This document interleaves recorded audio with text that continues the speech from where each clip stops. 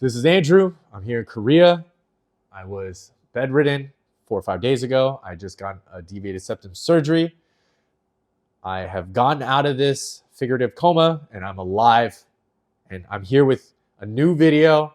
I'm about to drop some knowledge. I'm going to share with you my top 5 lessons that I learned regarding health from the last 2 years. So you can stay shreddy, you can stay sexy and ripped without having to get injured and learn them the way that I did. The reason why this is top of mind for me is because I just got my deviated septum surgery just a few days ago and I'm recovering. And I was told that I have to take another month off from working out. And I had just overcome this 2-year journey of dealing with a nagging injury that took me out for about 2 years. And I don't want you to have to go through the same shit. A little backstory of what happened. February 2020, I had been diagnosed with chronic tendonitis because of a weird freak injury accident. A classic case of Icarus flying a little too close to the sun. I was feeling invincible because I've always been a lifelong athlete. I've been fit ever since I was young, physically active, and I just frankly felt like I could lift almost anything. And I was always playing it safe, but then, long story short, there was a trainer at the gym who gassed me up. I ended up lifting unnecessarily heavier and injuring my wrist. And so what started off as something that I thought would be resolved in a month or two, a cortisone shot along with some physical therapy, ended up extending to about 2 years and involved a kinesiologist, a naturopath, a dietitian, physical therapist, traditional from the Western world, all the way to now like seeing a hand specialist at the end who gave me a steroid shot, put me in a cast for a month, told me to take another month off, and then finally, like only a couple months ago, being able to get back at it slowly and build up from there. Long ordeal, unnecessary, and here's what I've learned. Number 1, pushing the limits too hard, too fast is unsustainable and rarely worth it. Short-term strategies often have long-term consequences.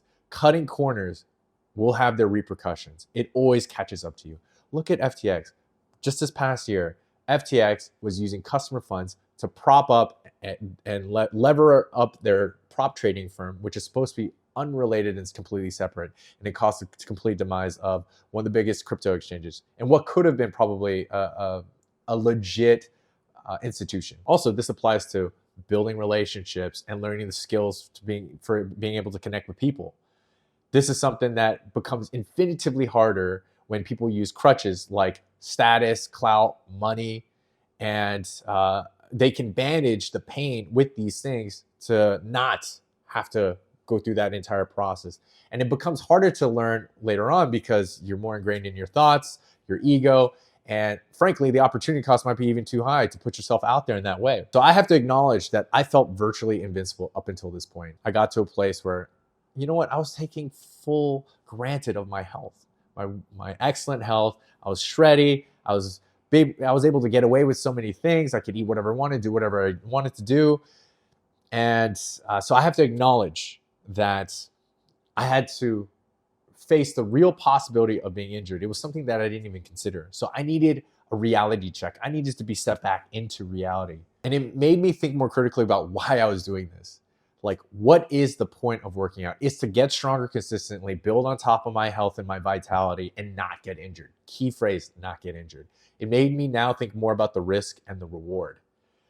What is the reward if I just slap on a few extra pounds?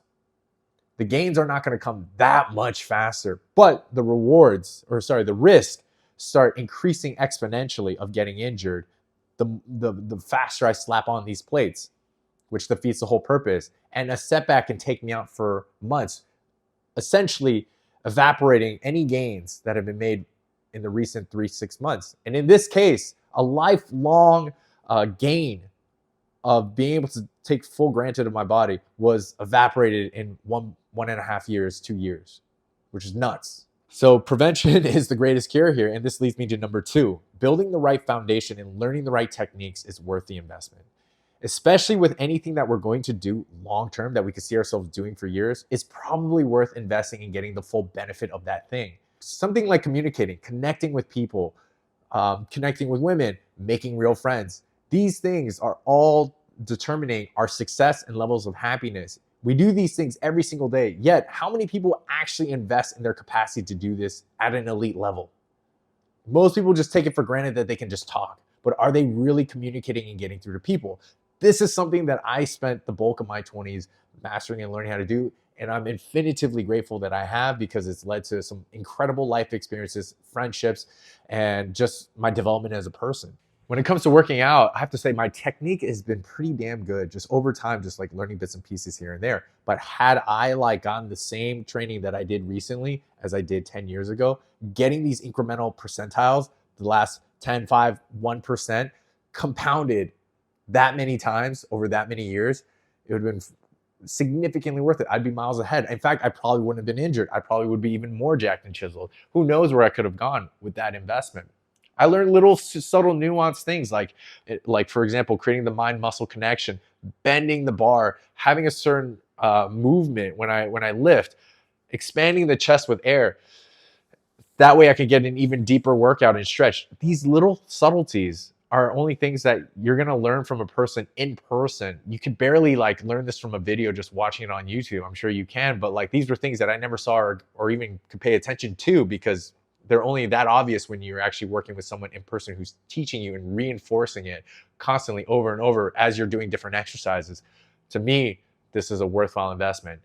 Thinking about things in terms of building the right foundation so you can do things properly over a longer period of time and have the best full benefits of things, I think are entirely worth looking into and investing in. For example, had I known the same things that I know now 10 years ago, and let's just say on the low end, I work out 3 times a week. At one point I was, for an hour on average. That's 3 hours per week. Let's just say 48 weeks. Maybe you take a few weeks off here and there. That's 144 hours on the low end.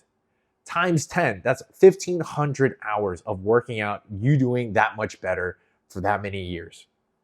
Significant compounding benefits right there. Totally worth it. Number 3, maintenance is so much easier than building up and starting from scratch. Hands down. I've gotten away with so much shit. And like I said before, I've taken my health for granted. My athleticism, I was able to do whatever I wanted, eat whatever I wanted, take time off, and I would still be shredded, chiseled, whatever. Now that I'm starting over, it is so hard. It takes so much more critical mass and energy and consistency to just not even be where I was before, but like hopefully be on my way to getting there. And this huge setback has been mentally taxing more than it probably is physically taxing, because knowing what I had before versus knowing where I could be or should be versus where I'm at now and what I have to deal with is painful. I'm not gonna lie. And like I mentioned, I was been physically fit and active ever since I was like 5, 6 years old. My whole life, I was able to get to a point where, as my friend joked, I was able to basically live off the passive gains of my body. In the same way people who are retired can like live off their passive income with minimal effort, just having the full benefits. And now it only took 1.5, 2 years to completely evaporate and deteriorate the entire benefits that were lifelong. And from an efficiency standpoint, since I'm not going to be a professional bodybuilder or anything like that, having a healthy body and a chiseled, sexy body, of course, are important, but they're not the main focus of my life. So to maintain and manage having this healthy body with minimal effort while I go work and spend my time on more important things is a great place to be. And honestly, something that we should all strive to have. Funny little story. When I was at the clinic after I'd gotten my surgery, there was a nurse. She was breaking it down for me. She said, hey, you can't work out for 4 weeks. You can't go swimming for 6. You can't do sauna. You can't do steam room. You can't do all sorts of things. And I had one burning question, which was, what about sex?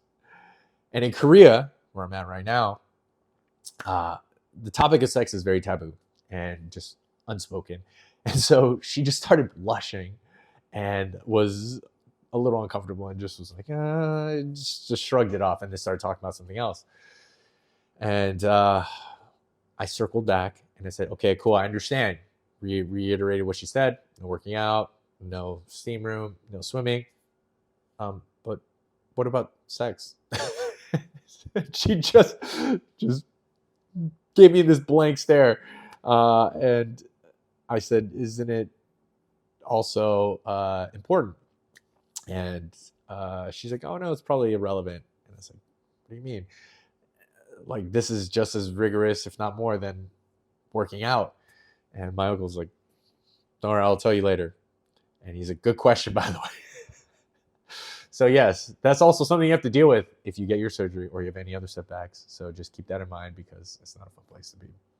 On that note, let's continue. Number 4, anticipating what lies ahead. And in this case, the possibility of getting injured and how to prevent it. I know it sounds boring to work on mobility exercises or things that will like prevent injury, because we want to work on the sexy muscles, but heed the advice of those that are ahead of you, so you don't have to necessarily make those mistakes like me right now, and be able to age gracefully like a LeBron James or a Tom Brady, and be able to be at your peak into your 40s. And I wish there was someone that I knew that was ahead of the curve or ahead of the path for me, that was able to point these things out besides my parents, because we all know we don't want to listen to our parents. They're a little bit too far removed and too far down the path to be that relatable.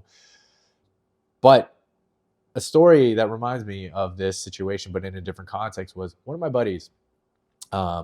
He is about 3-4 years younger than me, and I noticed that he had a little bit of a male pattern baldness forming in the top of his head.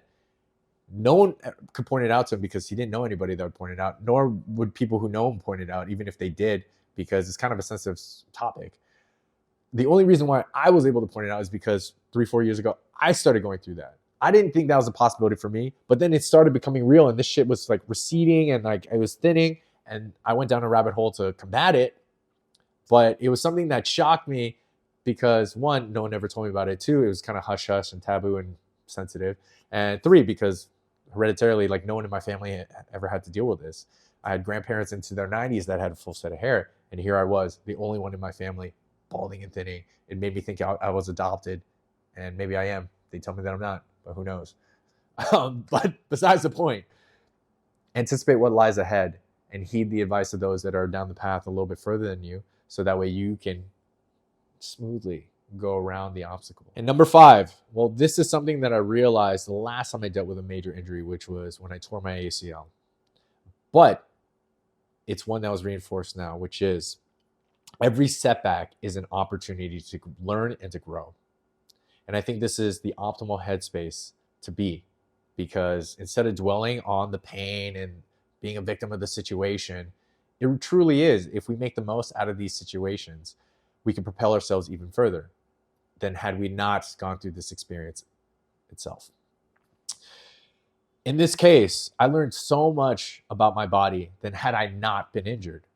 Honestly, like, had I just prevented the injury and just gone down my normal life and gotten away with all these things, I would have just learned that I could just continue to get away with it, which is what I did. And of course, that was going to catch up to me at some point. In fact, dealing with a major setback later in life is only going to be that much harder, when recovery is slower when I'm in my 40s or even 50s or whatever. And here I was able to learn so much about the intricacies of my body, how muscles relate, and why a hip strain was actually tugging and making my wrist tighter, and how I had some muscle imbalances. I learned about like my hormones and how to manage those a little bit. I learned about various diets, anti-inflammatory diets, supplements, anti-aging regimes, mobility exercise, all sorts of things that now have made me more aware of how my body works. And I started tracking my vitals more closely. So a couple years ago, as I mentioned, I started tracking my testosterone levels. And when I got injured that month, when I got my full panel blood test, my testosterone was beyond the upper limit. According to this test, the range was between 2.8 and 8 nanograms per milliliter. Mine was 9.8. And then 7 months later in September, when I got them tested again, I hit 4.3. They had literally cut in half. And this was the new reality that I was facing. No wonder my body was not responding the way that it used to. No wonder it wasn't recovering the way that it used to. No wonder my body was atrophying at the rate that it was. But that's what I had to face head on. And the thing that really was painful was the only thing I could do was wait until I could heal. And that wasn't even happening because all this stuff was slowed down too as well. I don't want to be that annoying parent or uncle, but just keep these things in mind because yes, we learn a lot from injuries, but if we can avoid the unnecessary ones, that means we'll hit even greater heights. And who knows, maybe we'll have even better findings or even deeper conclusions or benefits that we can then share it with your boy because he needs it. But also, if you're 18 or you're young,